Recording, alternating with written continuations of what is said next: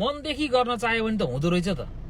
35-40 वर्षदेखि सुकुम्बासीको नाम बेचेर चुनाव जितेका ती भ्रष्ट नेताहरूले गर्न नसकेको काम बालेन शाहले एकै दिनमा चुड्कीबडमा गरेर देखाइदिए के।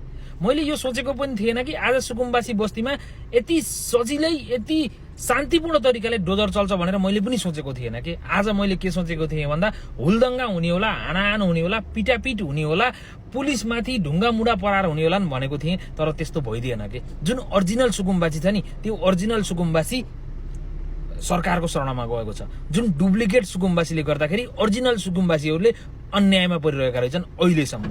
पुराना नेताहरूले ती ओरिजिनल सुकुम्बासीहरूलाई न्याय दिनै सकेका रहेनछन्। जुन गुण्डाहरू उनीहरूले पालिरहेका थिए ती गुण्डाहरूले गर्दाखेरि ओरिजिनल सुकुम्बासीहरूले दुःख पाइरहेका थिए। अब ओरिजिनल सुकुम्बासीहरू बालेन शाहको शरणमा गइसकेका छन् र डुप्लिकेट हुकुमबासीहरू पत्तासाफ भइसकेका छन्। अब मजाले शान्तिपूर्ण ढङ्गले सुकुम्बासीका टहराहरू पनि भत्किसकेका छन्। यति राम्ररी यति इजी तरिकाले काम गर्न सकिँदो रहेछ भन्ने प्रमाण बालेन शाहले गरेरै देखाइदिए कि। यो भन्दा प्रमाण के चाहिन्छ? अब ती भ्रष्ट नेताहरूलाई त लागिसकेको होला नि त। यदि मनदेखि काम गर्न चाह्यो भने कसैले रोक्न सक्दैन भन्ने कुरा प्रमाणितै गरेर देखाइदिए त।